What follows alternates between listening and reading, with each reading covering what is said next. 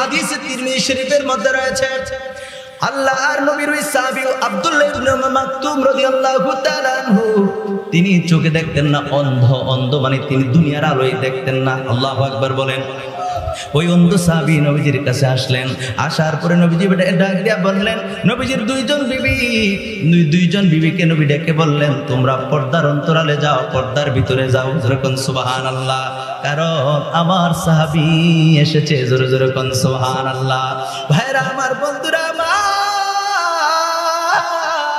তখন হযরত উম্মে সালমা রাদিয়াল্লাহু তাআলা আনহা বললেন, ইয়া রাসূলুল্লাহ, ইয়া হাবিবাল্লাহ, নবী গো,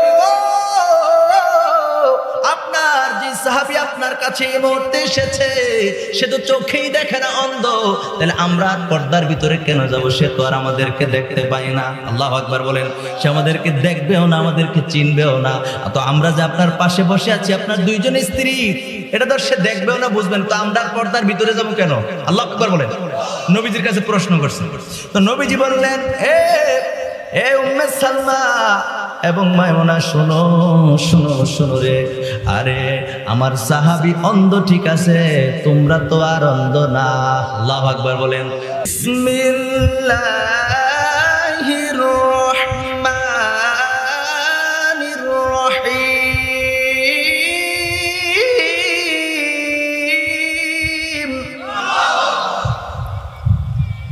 কুল লিল মুমিনিনা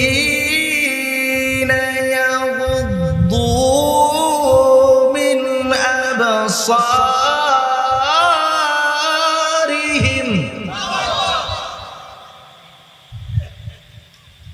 মিন আবসারিহিম ওয়া ইয়াহফাযু ফুরুজাহুম। জোরে পড়ুন আল্লাহু আকবার। যালিকা আযকা লাহুম ইন্নাল্লাহা খাবীরুম বিমা ইয়াসনাউন। আল্লাহ পাক রব্বুল আলামিন, আমি যেহেতু আলোচনার বিষয়বস্তু নিয়েছিলাম, যেহেতু বাড়ির মাহফিল, পুরুষ মানুষের আলোচনা করার সুযোগ হয়, আলোচনা করার এবং শোনার সুযোগ আছে, কিন্তু মহিলা মানুষ যারা আছে গো, তারা বিভিন্ন মাহফিলে যাওয়ার ওরকম সুযোগ নাই, যার কারণে তারা ওয়াজ থেকে অনেক সময় বঞ্চিত হয়। যেহেতু এটা বাড়ির মাহফিল, আমি আমার বাড়ির থেকে আসার সময় মনে মনে ভাবলাম, নারীদের পর্দার সম্পর্কে যদি আমি দুই চারটা কথা বলি, আমার মা বোনেরা যদি গো আমার আলোচনা শোনার পরে যদি একটু বুঝতে পারে, একটু ভয় পায়, বা কোরআন হাদিস মধ্যে পর্দার বিষয়গুলো মোটামুটি অনুধাবন করতে পারে, তাহলে হয়তো বা পরকালে তাদের জন্য একটা নাজাতের ফয়সালা হয়ে যেতে পারে। ঠিক কিনা বলেন? আল্লাহর নবী মেরাজের রজনীতে যখন গিয়েছেন, অসংখ্য কিছু আল্লাহ পাক রব্বুল আলামিন দেখিয়েছেন, জান্নাতও দেখাইছেন, জাহান্নামও দেখাইছেন। তার মধ্যে পুরুষদের চাইতে মহিলাদের সংখ্যা দেখেছেন জাহান্নামে বেশি। কার সংখ্যা বেশি? মহিলাদের সংখ্যা বেশি। জন্য আমি বিশেষ করে পর্দার বিষয়টা নিয়েছি। এজন্য ভাইরা আমার, বন্ধুরা আমার, আল্লাহ পাক রব্বুল আলামিন আয়াতে কারিমার মধ্যে নবীজিকে হুকুম করলেন, নবীজির কাছে বললেন কুল, নবীজিকে বললেন কুল হাবিব আপনি বলেন। আল্লাহ পাক রব্বুল আলামিন নবীজিকে বললেন লিল মুমিনিনা ইয়াগুদ্দু মিন আবসারিহিম। আল্লাহু আকবার বলেন। আল্লাহ পাক রব্বুল আলামিন বলেন, হাবিব আপনি মুমিনদেরকে বলেন, বিশেষ করে মুমিন পুরুষদেরকে বলেন, তারা যেন তাদের দৃষ্টিকে অবনত রাখে। জোরে জোরে কোন সুবহানাল্লাহ। তাদের দৃষ্টিকে অবনত রাখে, খুব মনোযোগ দেন। এখন আপনারা যদি জিজ্ঞেস করি, ভাই গো আপনি জান্নাত চান কিনা, আপনি বলবেন হ্যাঁ চাই। আপনাকে যদি বলি আপনি জাহান্নামকে ভয় পান কিনা, আপনি বলবেন হ্যাঁ ভয় পাই। যদি বলি আপনি মুমিন কিনা, আপনি বলবেন হ্যাঁ মুমিন। আপনিও মুমিন, আমিও মুমিন। তো মুমিনদের জন্য আমার আল্লাহ পাক রব্বুল আলামিন বললেন, মুমিন বিশেষ করে মুমিন পুরুষদেরকে আয়াতে কারিমার মধ্যে পুরুষের কথা বলা হচ্ছে। মুমিন পুরুষদেরকে বলেন তারা যেন তাদের দৃষ্টিকে অবনত রাখে, মানে নিচের দিকে রাখে। যেরকম সুবহানাল্লাহ। তার মানে রাস্তায় চলাচলের সময় এদিক ওদিক নজরকে ছুটাছুটি থেকে বন্ধ করেন, ছুটাছুটি থেকে নিজের নজরকে হেফাজতে রাখেন। সুবহানাল্লাহ বলেন। আমার ভাইরা, আমার বন্ধুরা, বিস্তারিত বলার তেমন সময় পাবো না। এরপরে আল্লাহ পাক রব্বুল আলামিন বললেন ওয়ায়াহফাযু ফুরুজাহুম, আল্লাহ পাক রব্বুল আলামিন বলেন আপনি আরো বলেন তারা যেন তাদের যৌনাঙ্গের হেফাজত করে। জোরে জোরে কোন সুবহানাল্লাহ। তারা যেন কি করে? তাদের যৌনাঙ্গের হেফাজত করে। এরপর আল্লাহ পাক রব্বুল আলামিন বলেন, আল্লাহ পাক রব্বুল আলামিন বলেন যালিকা আসকা আর যখন আল্লাহু আকবার, এতে তাদের জন্য আল্লাহ পাক রব্বুল আলামিন বলেন এতে তাদের জন্য রয়েছে পবিত্রতা। জোরে জোরে কোন সুবহানাল্লাহ। দৃষ্টি যদি নিচের দিকে রাখে, দৃষ্টিকে যদি হেফাজত করে গো, এরপরে শুধু তাই নয়, যদি তারা তাদের লজ্জাস্থানের হেফাজত করে, এটার মধ্যে রয়েছে আমার আল্লাহ বলেছেন পবিত্রতা। জোরে জোরে কোন সুবহানাল্লাহ। আর জোরে বলেন সুবহানাল্লাহ। ভাইরা আমার, বন্ধুরা আমার, এরপর পর আল্লাহ পাক রব্বুল আলামিন এই কথাটাও জানিয়ে দিয়েছেন। আল্লাহ বলেন ইন্নাল্লাহা খাবীরুম বিমা ইয়াসনাউন। আল্লাহ কয় নিশ্চয় আমি আল্লাহ পাক রব্বুল আলামিন, নিশ্চয় আমি আল্লাহ পাক রব্বুল আলামিন তারা যা করে সব কিছু সম্পর্কে অবহিত আছি। জোরে জোরে কোন সুবহানাল্লাহ। আল্লাহ জানেনি?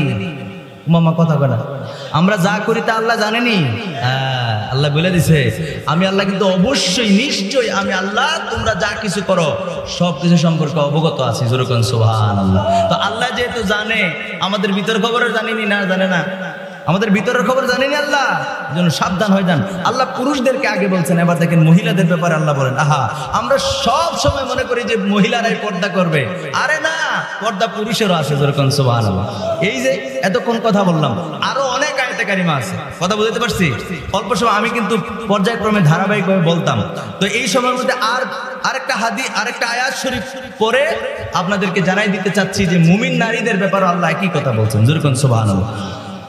মুমিন নারীদের ব্যাপারে আল্লাহ পাক রব্বুল আলামিন সূরা নূরের 31 নম্বর আয়াতে কারিমার প্রথম দিকে আল্লাহ এই কথাই বলছেন ওয়া কুল্লিল মুমিনাতি বা'দুদনা ইয়াগদুদনা মিন আবসারিহিন্না ওয়া ইয়াহফাজনা ফুরুজাহুন। জোরে জোরে কোন সুবহানাল্লাহ। আল্লাহ পাক রব্বুল আলামিন বলেন হাবিব, মুমিন নারীদেরকে বলে দেন তারা যেন তাদের দৃষ্টিকেও অবনত রাখে এবং তারা যেন তাদের লজ্জাস্থানের হেফাজত করে। জোরে জোরে কোন সুবহানাল্লাহ। আর জোরে কোন সুবহানাল্লাহ। তাহলে পর্দা কি শুধু পুরুষের না মহিলারও? ও মামা কথা বলে, মহিলারও আছে পুরুষেরও আছে, মহিলারও আছে পুরুষেরও আছে। কেউ কারো দিকে তাকাতে পারে। এটা কিভাবে বুঝলাম? এটা একটা হাদিস শরীফ বললে বুঝতে পারবেন। তিরমিজি শরীফের মধ্যে হাদিস খানে এসেছে, হযরত উম্মে সালমা রাদিয়াল্লাহু তাআলা আনহা থেকে বর্ণিত। তিনি বলছেন আমি এবং উম্মে মাইমুনা এই দুইজন নবীজির সঙ্গে বসা অবস্থায় রইলাম। নবীজির সঙ্গে বসে আছি, এমন সময় নবীজির একজন সাহাবী আসছে, সে অন্ধ। নাম হলো আব্দুল্লাহ ইবনে মাকতুম। নাম কি? আব্দুল্লাহ ইবনে মাকতুম রাদিয়াল্লাহু তাআলা আনহু। তিনি চোখে দেখে না, অন্ধ। অন্ধ বুঝেননি? অন্ধ বুঝে? অন্ধকারে কয় তো কানা, কানা কিতা?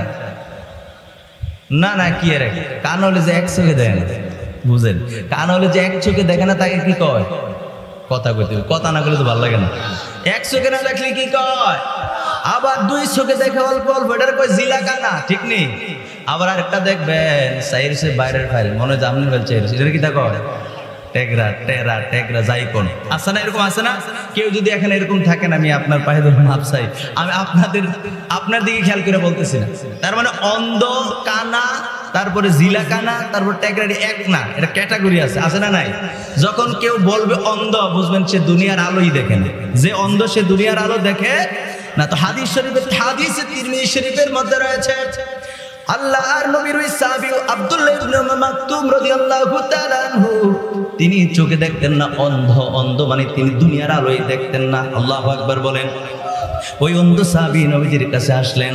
আসার পরে নবীজি ডাক দিয়া বললেন, নবীজির দুইজন বিবিকে নবী ডেকে বললেন, তোমরা পর্দার অন্তরালে যাও, পর্দার ভিতরে যাও। জোরে কোন সুবহানাল্লাহ, কারণ আমার সাহাবী এসেছে। জোরে জোরে কোন সুবহানাল্লাহ। ভাইরা আমার, বন্ধুরা আমার, তখন হযরত উম্মে সালমা রাদিয়াল্লাহু তাআলা আনহা বললেন, ইয়া রাসূলুল্লাহ, ইয়া হাবিবাল্লাহ, নবী গো, আপনার যে সাহাবী আপনার কাছে এই মুহূর্তে এসেছে, সে তো চোখেই দেখে না, অন্ধ। তাহলে আমরা পর্দার ভিতরে কেন যাব? সে তো আর আমাদেরকে দেখতে পাই না। আল্লাহু আকবার বলেন। সে আমাদেরকে দেখবেও না, আমাদেরকে চিনবেও না। তো আমরা যে আপনার পাশে বসে আছি, আপনার দুইজন স্ত্রী, এটা তো সে দেখবেও না, বুঝবেন, তো আমরা পর্দার ভিতরে যাব কেন? আল্লাহু আকবার বলেন। নবীজির কাছে প্রশ্ন করছেন। তো নবীজি বললেন, এ উম্মে সালমা এবং মায়মুনা, শোনো শোনো শোনো রে, আরে আমার সাহাবী অন্ধ ঠিক আছে, তোমরা তো আর অন্ধ না। আল্লাহু আকবার বলেন। তোমরা তো তাকে দেখবারে, এজন্য আমি নবী বললাম পর্দার ভিতরে যাও। এই হাদিস শরীফ দ্বারা প্রতীয়মান হয়ে গেল, শুধু মহিলারাই পর্দা করবে না, পুরুষরাও পর্দা করতে হবে। আবার শুধু পুরুষরা পর্দা করলে হবে না, মহিলারাও করতে হবে। উভয় পক্ষের উপরে পর্দা আছে না নাই? কথা কন্যা আছে না না? আপনি দেখবেন অনেক সময় কোনো বাড়িতে যদি আমরা পুরুষ মানুষ যাই, শরীয়ত সম্মত ভাবে বাহির থেকে আপনি কাজ দিতে হবে, সালাম দিতে হবে। কি দিতে হবে? সালাম দিতে হবে, অথবা আওয়াজ করতে হবে। কথা বুঝতে পারছি? ফুট করে গিয়া তো মহিলারা বাড়ির ভিতরে কাজ করে, আর আমরা দৌড় দিয়ে ঢুকিয়ে গিয়ে আফা আসেননি বালা, আর কি অবস্থা? আপনার কে বলছে আফাকে ডাক দিতে? কথা কয় না, কথা কয় না, ঠিক নেই কথা? এটা কই? এটা তো কোথাও নাই। আপনি মুসলমান হিসেবে, মুমিন হিসেবে আপনি বাড়ির বাহিরে থাকতে সালাম দিবেন অথবা আওয়াজ করবেন, কাজ দিবেন। কারণ ঘরে ঢুকার পূর্বে অনুমতি লাগবে। আমরা তো দৌড় দিয়ে ঘরের করিম বাইসা গরনীয় কইয়া গিয়ে বেটার বিস্তারিত বইয়ালাই, এটা জায়েজ নাই। এটা কি নাই? জায়েজ নাই। কথা বুঝতে পারছি? দিন শেষে আমরা রবের দরবারে যেতে হবে। সুতরাং রবের দরবারে যেতে গেলে রব যেইভাবে বলেছেন, মালিক মাওলা যেভাবে বলেছেন, আল্লাহ আমাদেরকে যেই পথ রাসূলুল্লাহর মাধ্যমে দেখিয়ে দিয়েছেন, সেই পথে আপনাকে আমাকে থাকতে হবে। ঠিক কিনা বলেন? এর বাইরে চললে আপনি চলতে পারবেন, হিসাব দিতে হবে। কাল হাসর ময়দানে আপনাকে পাই টু পাই হিসাব দিতে হবে। ফামান ইয়ামাল মিসকালা যাররাতিন খায়রান ইয়ারা ওয়া মান ইয়ামাল মিসকালা যাররাতিন শাররান ইয়ারা। কুরআনুল কারীমের মধ্যে আল্লাহ সুবহানাহু ওয়া তাআলা জানিয়ে দিয়েছেন, কেউ যদি দুনিয়ার বুকে যাররা পরিমাণ ভালো কাজ করে, সেটার প্রতিদান কাল হাসর ময়দানে পেয়ে যাবে। কেউ যদি যাররা পরিমাণ অপরাধ করে, পাপ করে, খারাপ কাজ করে, সেটারও সেদিন হিসাব দেওয়া লাগবে। আল্লাহু আকবার বলেন। তাহলে আপনি কেন রুলস মানবেন না? আপনি মুসলিম হিসেবে, আমি মুসলমান হিসেবে কেন মানবো না? মানার দরকার আছে না নাই? কথা করার দরকার আছে না নাই? বর্তমান সময়ে এই ধর্ষণ বেড়ে গেছে, আছে না নাই? ইফটিজিং বেড়ে গেছে। এটা কেমন করে হলো? আমি কথা কোন দিক দিয়ে নিয়ে কোন দিক দিয়ে শেষ করব বুঝতেছি, কারণ আমার সময়ও শেষ। শুধু এতটুকুই বলবো, না রে তাকবীর, না আপনারা যে আল্লাহু আকবার হুজুর ওয়াজ করবো না, যাইবো আমি বলতেছি।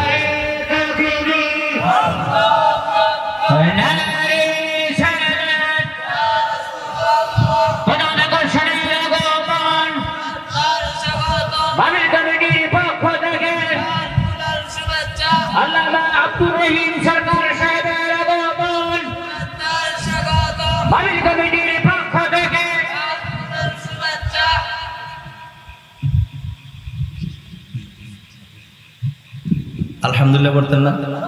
একবার কলিজার থেকে মহাব্বত করে পড়েন আলহামদুলিল্লাহ। আরো অনেক মাহফিলের প্রধান বক্তা মিস করি। আপনাদের দোয়ার বরকতে আগামীকাল আমার মাহফিল কোথায় জানেন? কিশোরগঞ্জ। তারপরের দিন মাহফিল হলো সাতক্ষীরা। তবে একটা এক দেশের একদিকে উত্তর প্রান্তে, আর একটা দক্ষিণ প্রান্তে, কিন্তু বাধ্য হয়ে নিয়েছে, এত রিকোয়েস্ট করতেছে, কিছু করার নেই। এরপর এসে আল্লাহ মাহফিল করবো। এটা বলার অর্থ হলো, এই যে মেহমানগুলো আসছে, আপনারা খুশি হয়েছেন না? এখন তারা যে মহাব্বত করে আলেম ওলামাদেরকে যারা দাওয়াত করে, যদি মাহফিলে পৌঁছতে না পারে, বলেন তো দেখি মনটা কত ছোট হইব না? তা আমরা যে খুশি হয়েছি, কলিজার থেকে আরেকবার পড়ি তো একবার আলহামদুলিল্লাহ। আল্লাহ আমাদের প্রত্যেক মেহমানদেরকে কবুল করুক, করি আমিন। সুস্থতার সাথে কবুল করুক, করি আমিন। কথা আমার শেষ, হুজুরের কথা মতো আসছে, একদম কারেক্ট 9টা বাজে। হুজুরের থেকে বরাবর 2 মিনিট সময় নিয়েছি, কারণ বেশি সময় নেওয়া যাবে না। কারণ হলো নির্দিষ্ট সময় আমাদের হুজুরও চলে আসবেন, আলহামদুলিল্লাহ বলতেন না? তো এটা এই জন্য বলতেছি যে সর্বোপরি কথা হলো, আমাদের যেহেতু দিন শেষে মালিক ও মাওলার দরবারে যেতে হবে, সুতরাং আমাদেরকে ওইভাবে চলতে হবে যেইভাবে ইসলাম আমাদেরকে দিক নির্দেশনা দিয়েছে, ঠিক কিনা বলেন? এর বাইরে চলতে পারবেন না। আপনার শরীরে শক্তি আছে না, আপনি যখন জিন্দা আছেন, শরীরে শক্তি দিয়েছে কি আল্লাহ, তো আপনার মতো করে আপনি চলতেছেন, তো হিসাবের জন্য রেডি থাকেন, সমস্যা নেই, সমস্যা নেই। আমরা হুজুররা আমাদের কথা আমরা বলে দিতেছি, মানা ন মানা আপনার ব্যাপার। আপনি যদি না মানেন আপনি হিসাব দিবেন, আমরা বলা আমরা তো বলতে হবে।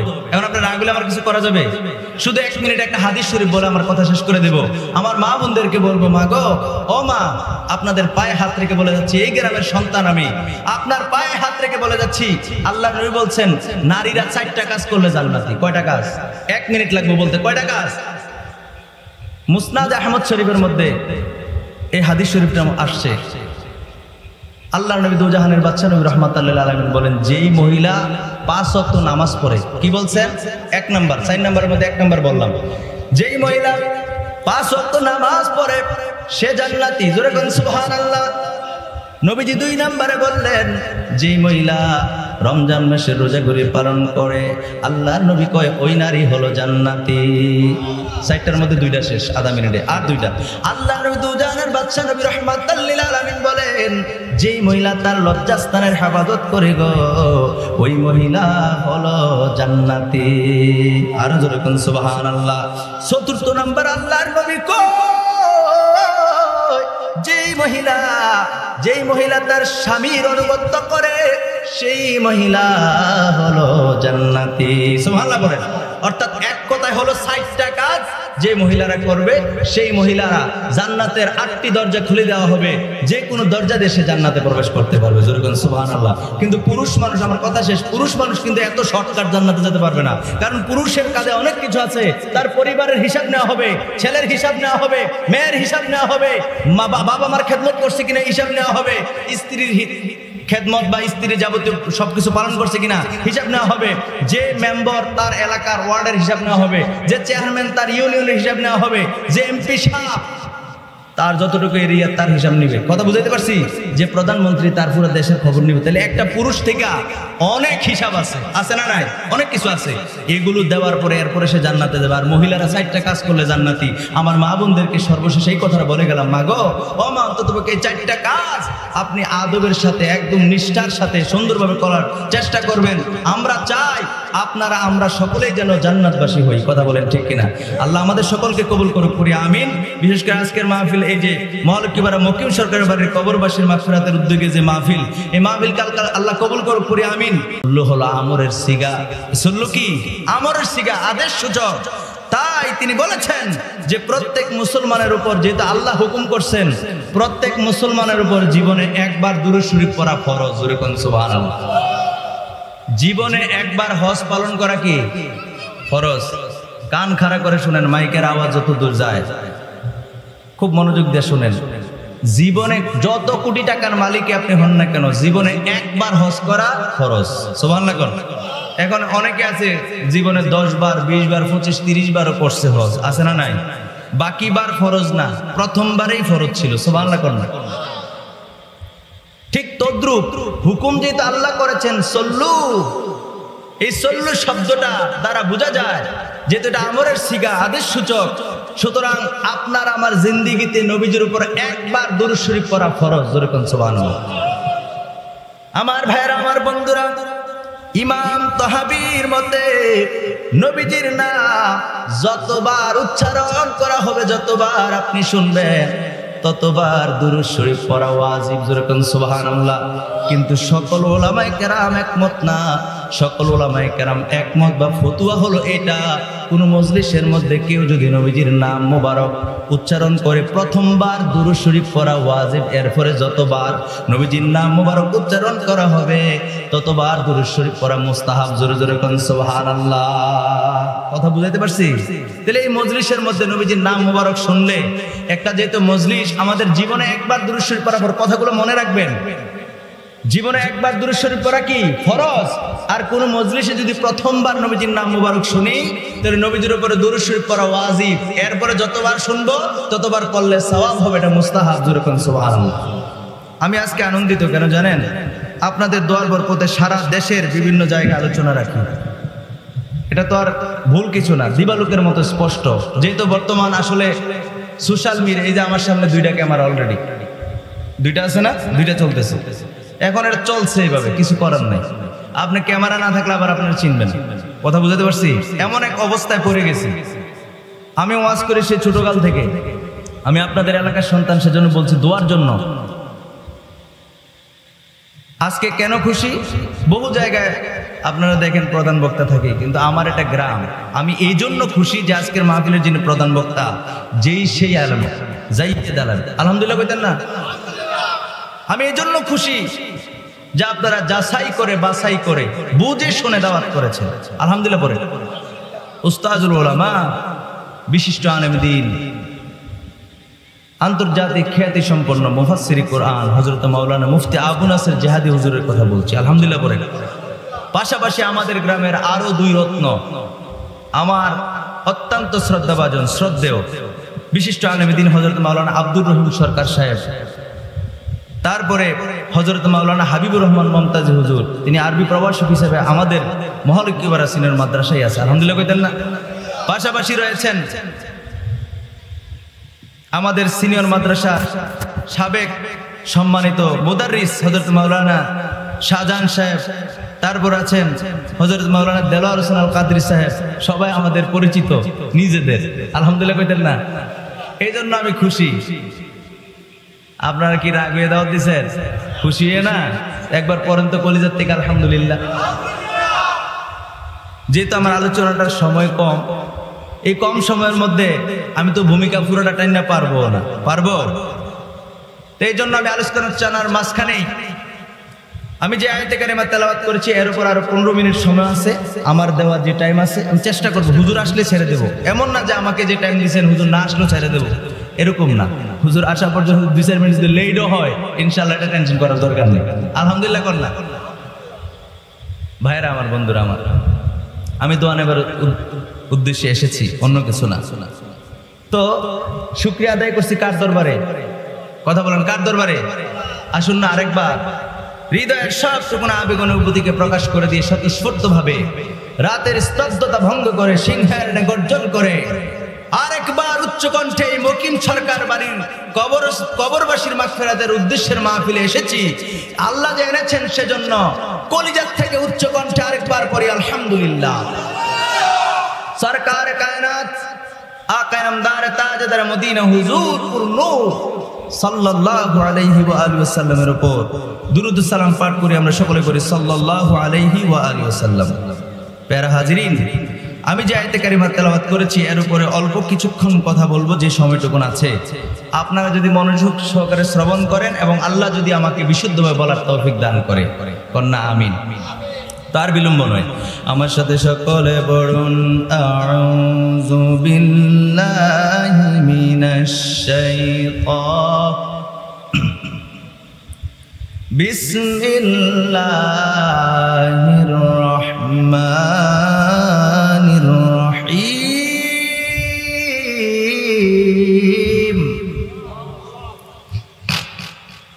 কোরআন তেলাওয়াত শুনলে আমরা কি পড়বো?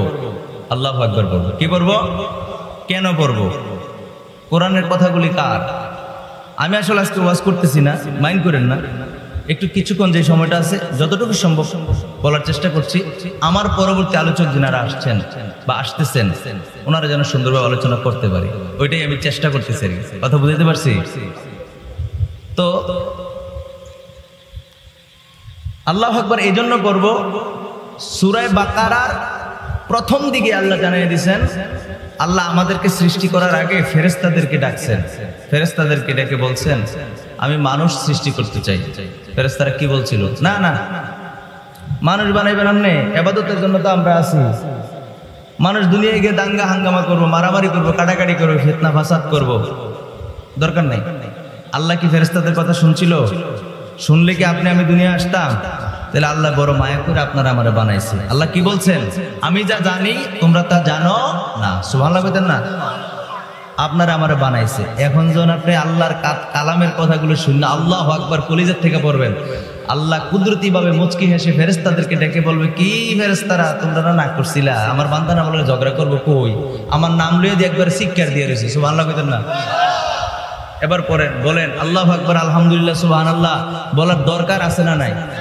আমাদের মূল উদ্দেশ্য তো আল্লাহকে সন্তুষ্ট করা, আল্লাহকে খুশি করা। তো আল্লাহ তো ফেরেশতাদেরকে ডেকে ডেকে গর্ব করে করে বলে, দেখো আমার বান্দারা কেমন করে আমি রবের নাম নিচ্ছে, আল্লাহু আকবার করে। এই জন্য আমরা আল্লাহু আকবার পড়ব। আবার শুরু করছি।